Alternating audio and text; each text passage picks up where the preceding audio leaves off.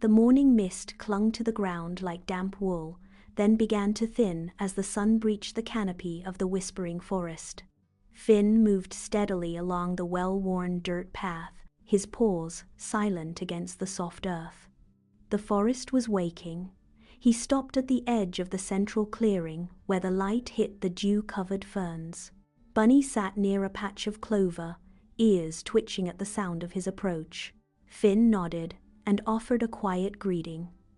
Further along the trail, Squirrel darted down the trunk of a pine, pausing just long enough for a quick exchange before leaping back into the higher branches. Finn continued his walk, his pace unhurried and rhythmic. He reached the hollow where Hedgehog was pushing a stray pebble aside. They shared a brief moment of acknowledgement before Finn moved on. Everywhere he looked, the routine of the morning felt balanced and inevitable. He knew every den, every burrow, and every creature that lived among the roots. The air was cool, smelling of damp earth and pine needles. The forest felt like a single, breathing entity, and Finn walked through it as its silent, constant observer. Everything was exactly where it belonged. The rhythm of the forest shattered in an instant. A high-pitched, frantic chirp pierced the air, cutting through the morning calm like a jagged blade. Finn stopped mid-step, his ears swiveling toward the canopy. He scanned the branches, eyes locking onto a small, blue fledgling clinging to a jagged branch 10 feet above the ground. The bird was shivering, its tiny wings tucked tight against its body.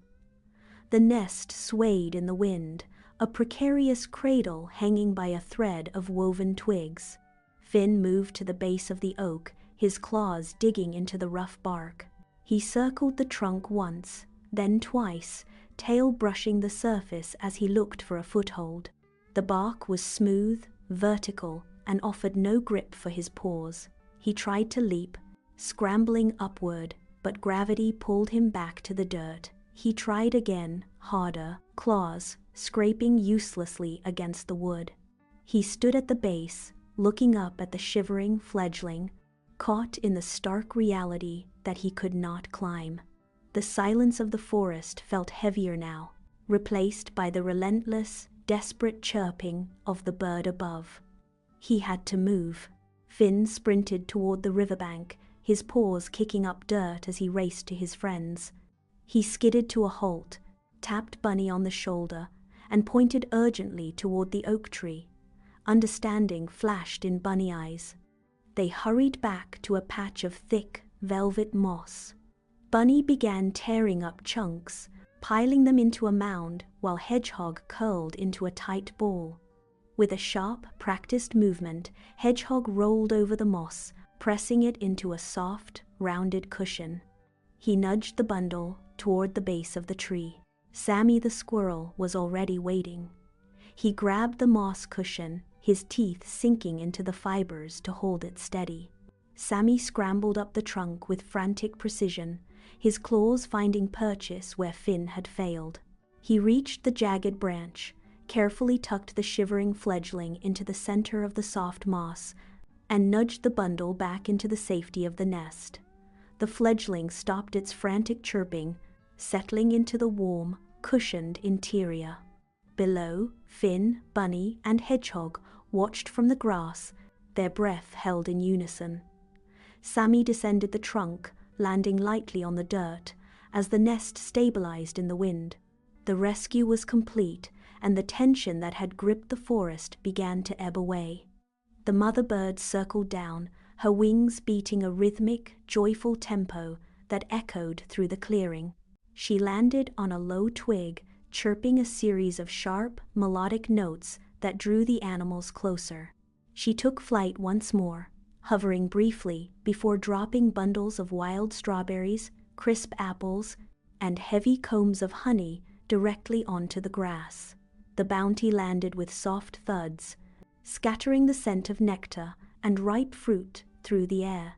Finn sat on the moss, his paws busy as he passed berries to Bunny and Hedgehog. They gathered in a tight circle, the tension of the climb replaced by the warmth of the afternoon. As they ate, the light shifted, turning from harsh midday glare to a deep, glowing gold. High above, the clouds parted, and a vibrant, multicolored rainbow arched perfectly over the crown of the giant oak tree. The colors reflected in the wet dew on the leaves, painting the entire clearing in shimmering light.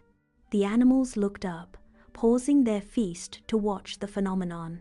It was a moment of absolute stillness, a reward for the effort they had shared, solidifying the connection between them. The forest had never felt so alive, so unified, and so bright as it did under that arch of light. Finn stood up, his ears perking toward the cheering animals gathered around the base of the oak. He looked from Bunny to Hedgehog, then to Sammy, and finally to the mother bird. He cleared his throat, his voice steady and carrying across the clearing. "Helping is better when we share the work," he shouted. The forest erupted in a chorus of chirps, squeaks, and rustling leaves. It was more than a celebration, it was a promise. From that evening forward, Finn became the heartbeat of the forest. Whenever a branch broke or a path was blocked, the animals did not wait for one lone hero. They gathered at the oak tree, waiting for the signal to organize. Finn stood at the center, pointing out tasks, delegating, and ensuring every animal contributed their unique strength to the problem. They cleared the brambles together. They reinforced the burrows together. The whispering forest remained a place of constant laughter and song, no longer defined by solitary struggles, but by the collective rhythm of a community. The path ahead was clear, maintained by every paw, claw, and wing in the clearing. As the final light faded, the animals settled into their homes, knowing that whatever tomorrow brought, they would face it as one.